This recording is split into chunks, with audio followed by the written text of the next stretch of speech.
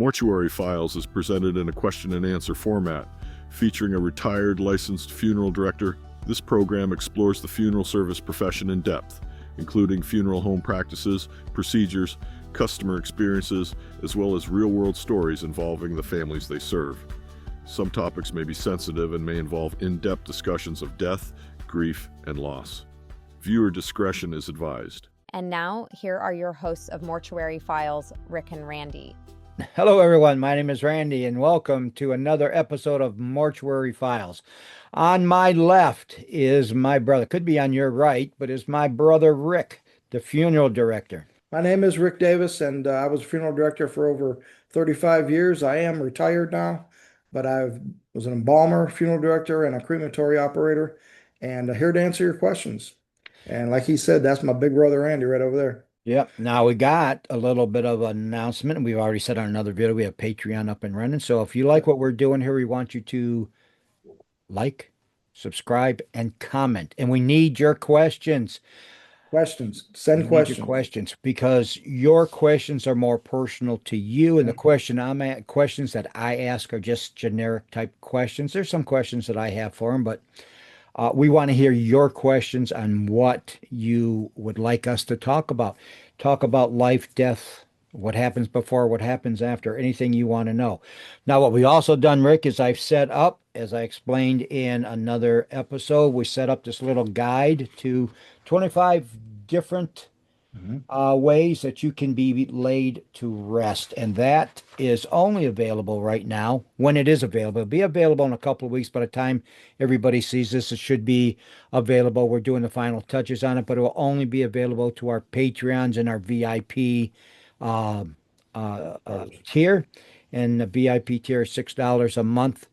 If you just like what we do, come on down and listen to our stuff on Patreon. You'll get it a week earlier than the regular people on YouTube would. And on Patreon, they get everything free all the time if they're in the VIP tier. With that, you ready for your questions today? You got your... You bet. Let's do it. You got your thinking cap with you? Yeah. All righty. Some of this stuff's going back a long ways, but I'll try. Well, even though you answer one question, there's 50 different ways somebody else might have to ask that question. The question may not be personal to them as it is to us. I mean, it may be more personal to them than it is to us. And when the questions I ask just might not strike a chord with them. So send us your questions. We want to hear about it. We don't bite. All right. So my first question to you, when somebody dies, what actually happens to their body right afterwards? Most people think that a body goes into rigor mortis immediately, because everybody's heard of rigor mortis, where your body begins to stiffen. And that's not true. That does not happen immediately. That usually takes several hours for that to happen. It really depends on how much muscle mass you have as opposed to fat. And the more muscular you are, the quicker that happens, because that's really the muscles that tensen up. And that's the first thing that happens. Temperature plays a part in that as well? It does. Heat is not your friend. The cooler, if somebody dies in a cool place, that retards the process. If you're in a very warm place, warmer than the ambient temperature, it accelerates. And people think that a body always gets cold and cools. That's not true. It returns to the ambient temperature of the room that they're in. So if it's, the body temperature is normally about 98.6 is kind of average, I think.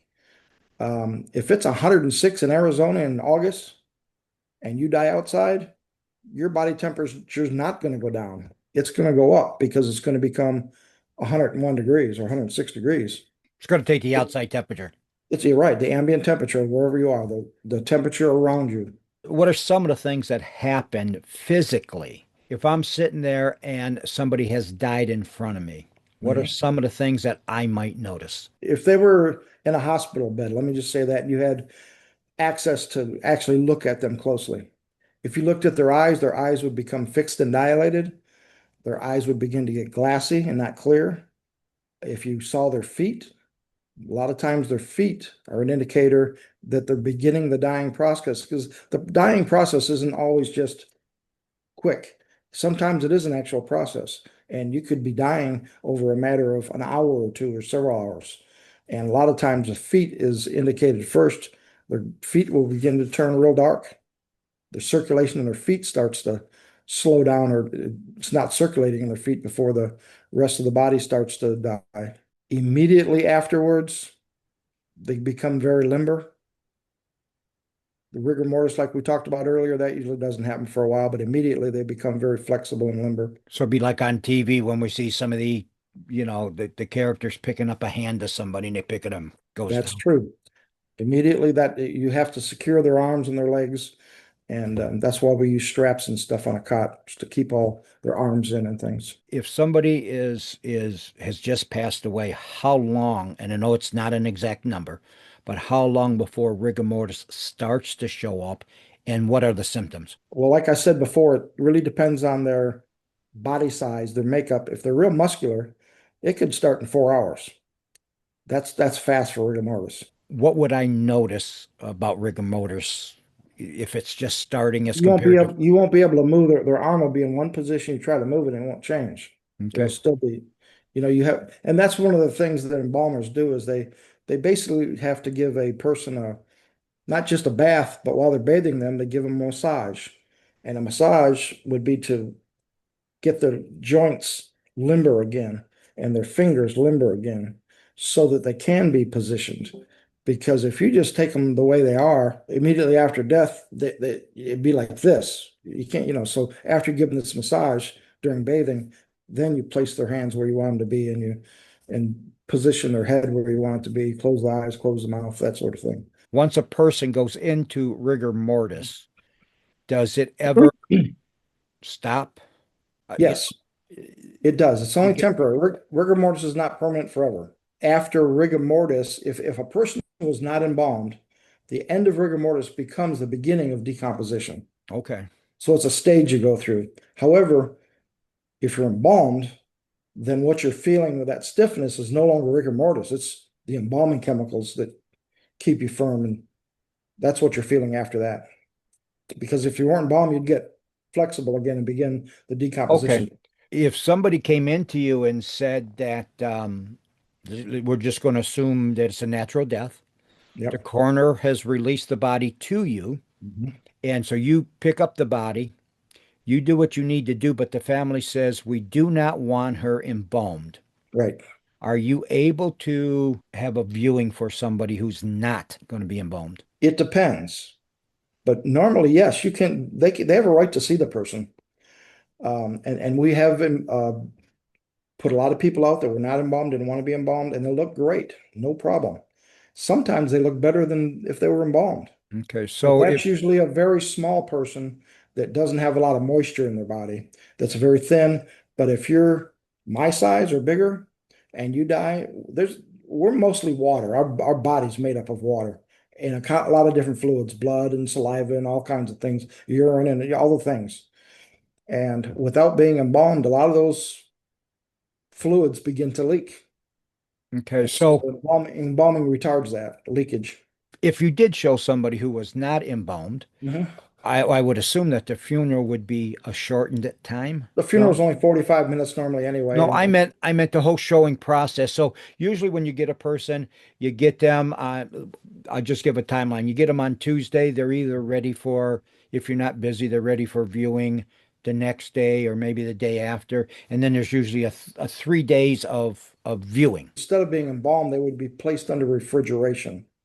So if you've ever gone into a funeral and saw somebody laying in a casket and you touch their hands and their hands were ice cold, I've heard, oh my gosh, they're freezing.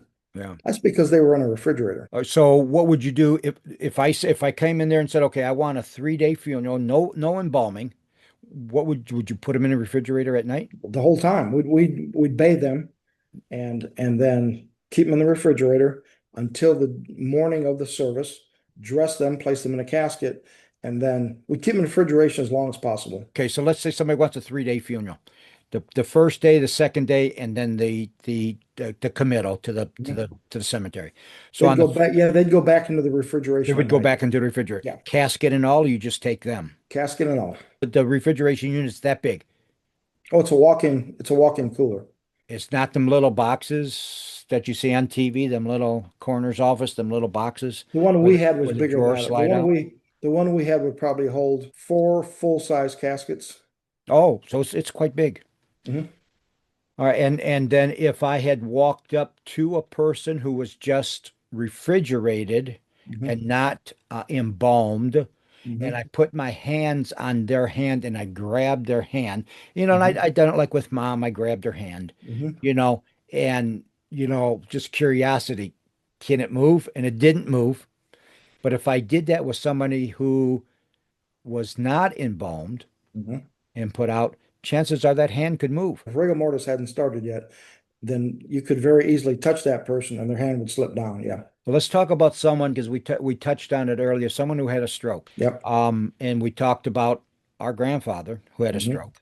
And Right. then I don't remember how long grandpa was sick, but his hand was locked into place. Right. Rigor mortis set up in his body after he passed away. He passed away in a nursing home.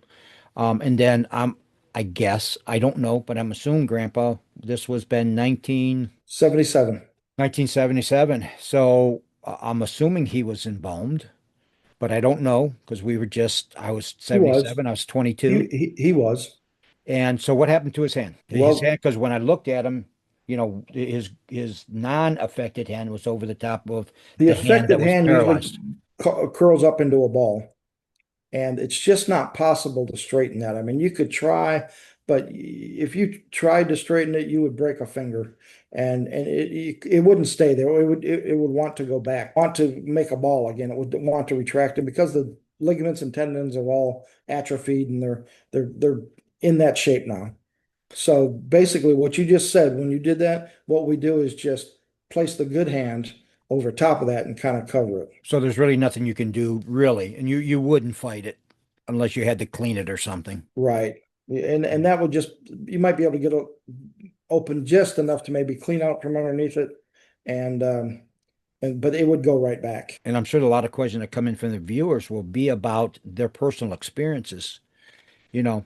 And so when I went to the funeral home for my buddy who died, he died of a heart attack. And then I'm going to say 2 days later, he was laid out for the funeral. And, you have a particular pose that you put people into.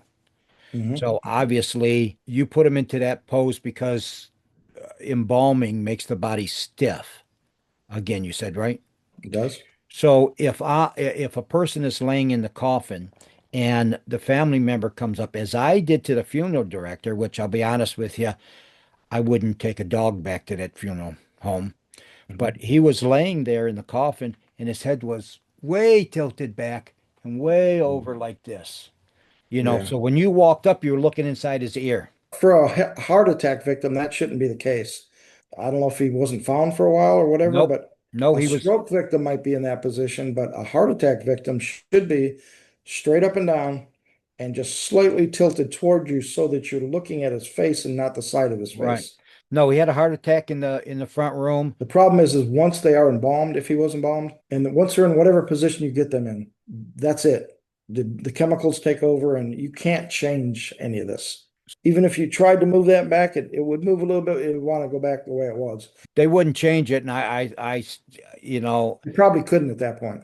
yeah, and I told him, I said the way they had him laid out was horrible. This would have been 97, so that was even before your time as a funeral director, right? 97? I was an apprentice at that time. Okay.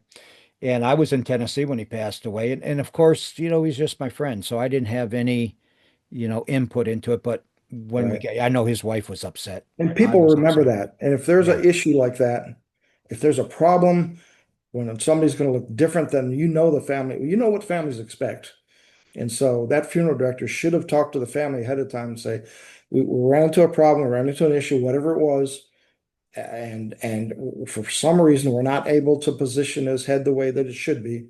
And this is what he's going to look like. And then there should have been some explanation.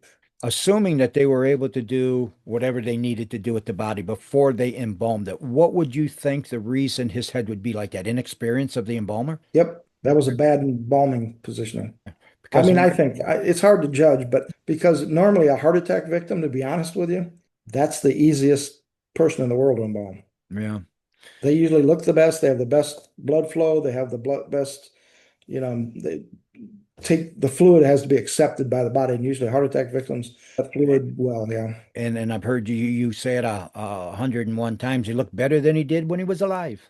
I've had people say that. Usually they don't say that. Of course, they've never seen them lying in the bed and with their head back, with their eyes closed, with their mouth closed. You just don't see people like that. If the viewers have got questions about embalming, we're willing to talk about that, right? Sure, absolutely. Anything they want to talk about preparing the body, anything they want about preparing the body.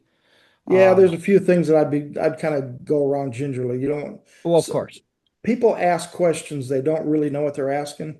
Yeah. And so I try to answer it as minimally as possible because some stuff you just don't need to know. I mean, if you're willing to talk about it, I don't think it would be a subject that we would talk about on YouTube about it, but if there's something that we could answer and Rick was willing to answer, that would be strictly a Patreon type thing where we have a little bit more leeway in what we can do and what we can say than what we can on here because we do on YouTube. We have to tiptoe around the subject. The subject of death with YouTube, you just can't come out and really say a lot of things. Certain words you can't say, Certain right? words you can't say. Most of them start with S and rhyme with hide. Hide, yes, yes, that's one word that you got to be very careful when you talk about it. If viewers want that type of content, we're willing to at least explore it, but we can't do it here. We can only do it on Patreon. Yeah. And even Patreon has some restrictions. So if you like what we're doing here, give it a thumbs up. Comment down below. Send us your questions. We'll gladly get to them.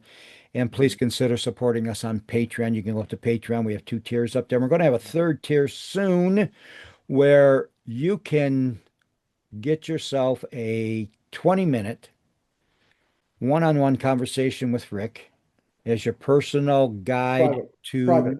and it's private, absolutely private, where you can ask him anything you want to do for 20 minutes. And we're going to run a special where the first 25 people who sign up for Patreon will get it. Give us a few days, about the time this video is up, which would be sometime in March, I do believe. By the time this is up, I should have that 3rd tier link to it. But the first 25 people who sign up for just regular Patreon, you will get a 10-minute session with Rick for the first 25, one-on-one. You can ask him anything. Then after that, At no additional charge. at no additional charge. And after that, will be a 20-minute one-on-one for $20. I think These are questions that you wouldn't necessarily want to ask your local town funeral director. You don't want to embarrass yourself or you're ashamed to ask it, or you'd rather just ask me instead of them. Or because I know I don't want to go to a funeral director and ask them questions. I don't want to walk into a funeral director and say, "Hey, we all know it's coming, but tell me what." I don't want to go to a funeral director and shop. Yeah. And I think most people are kind of sort of like that, but maybe you're curious about something, or maybe you want to know what questions you should ask. 20 minutes, $20. Rick will be able to answer those. Yeah, because there's a lot of things you can do to help save money and all kinds of other issues. And we will have a guide up there soon that will be Rick's 10 best suggestions, or I don't know what we're going to call it yet. 10 ways to save money on your I funeral. think there's 25 on the list now. Okay, 25 ways. All right. Disposition, not necessarily wait. 10, you're right. For saving money, I think there's 10 on that list. Yeah. 20. You were saying 25 ways to I was. to be buried. But then we'll come up with a list of maybe 10 ways to save money. And then if we need more, if we want to do more, it'll be 15 ways, whatever it would be. And that will be specifically on Patreon, and it'll be in a format like a PDF format that you can download. Even if they just want to ask a basic question, when they ask questions, Randy, Yeah. hey, what does this word mean? What is the difference between Well, absolutely. a mausoleum, a crypt, a niche, and Yeah. what is a hearse? What's a hearse? Yeah. Could be a question. First of all, there is no such thing as a hearse. Half the population calls Hearst. it It's a Hearst. Yeah. there's no Hearst. There's no T. It's It's Hearst. Hearse. It's a hearse. Are you going to Hearst. are you going to school me on Illinois? Nope, not There's now. no noise in Illinois. There ain't no S. It's there, but it's silent. Yeah, if someone has a question, they want to say, you know what? I was at a funeral the other day and I noticed that the fingernails were discolored. Oh. Why? That's one of my pet. Well, I'm sorry, not just discolored. I'll tell you what the discoloration is, but sometimes they aren't discolored, they're just dirty. Yeah. I'm just And talking about underneath the fingernails, and an embalmer's job is to clip the fingernails and clean underneath them. That's part of their job. If you go walk up to somebody, they got dirty fingernails, the embalmer did not do a good job. Well, fingernails, I just mentioned clipping and cleaning. That's fingernails. But a lot of times the fingertips are dark. And people say, why are their fingertips so dark? And if they don't know how to use the chemicals, a lot of times it's called the dependent parts of the body, the ends of the body, your toes, your fingers, your buttocks, the back of your neck. That's where the blood drains to. And if they're not embalmed quickly, if they're put into refrigeration, it's 2 days before they get permission to embalm, blood begins to turn black. And that's blood that's trapped in the tips of your fingers. And you can massage them and that sort of thing. That will help get some of that out. But the quicker you give the embalmer permission to do his job, the better they'll look. And this should not be there if you give them timely permission to do the embalming. And if there's always cosmetics that you can put over that will help quite a bit. already, now I'm going to give a public service announcement here. Don't ever ask Dickie to come over and put makeup on you. Hey, I'm pretty good. I'm pretty good with makeup Are you? and fingernails. You didn't Pam put makes me do her toes. You didn't put any on today, I see. I don't. All righty, get back to serious stuff here. What is legal requirements for funerals and cremation that the general public don't really know? Well, for some reason, people think you can just bury people anywhere you want on your property. And I think we've talked about that before, Yeah. but you have to have permission and you have to tell the county what you're doing. Otherwise, it's improper disposition. So, Do families ever come up to you and ask you to do something that, other than the dog story, other than, that you might not think is right? I mean, like you were talking on one of the videos we did about the mom who just couldn't, or did we talk about that? The mom who just couldn't believe her son had died, we talked about it. where they want to hug and hold the body and stuff like that. Well, that's one of Rick's oddities. That's one of Rick's oddities. Yeah, we talked about it in an episode of Rick's oddities. Oh, okay. All right. So if you want to hear that story, well, then I guess you're going to have to subscribe, like, and comment. And come on over to Patreon, because that's where Rick Oddities lives these days. And you know what the next Rick oddity is going to be? I can kind of give you a little teaser to tell you what it's going to be. What's that? We're going to talk about a fellow who buried his wife with a $15,000 ring, and Ooh. there's a real nice story to go along with that. All right. Well, I guess if you want to hear Rick's oddities, come on over, visit us on Patreon, because we're short today. We're running out of time. Rick, thanks for answering all the questions today. You bet. And I'm always short. I've been 5'8" my whole life. And we'll see everyone on the next episode of Mortuary Files. See y'all.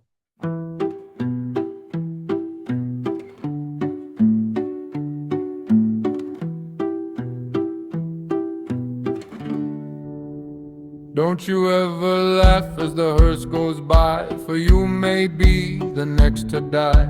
They wrap you up in a big white sheet, from your head down to your feet.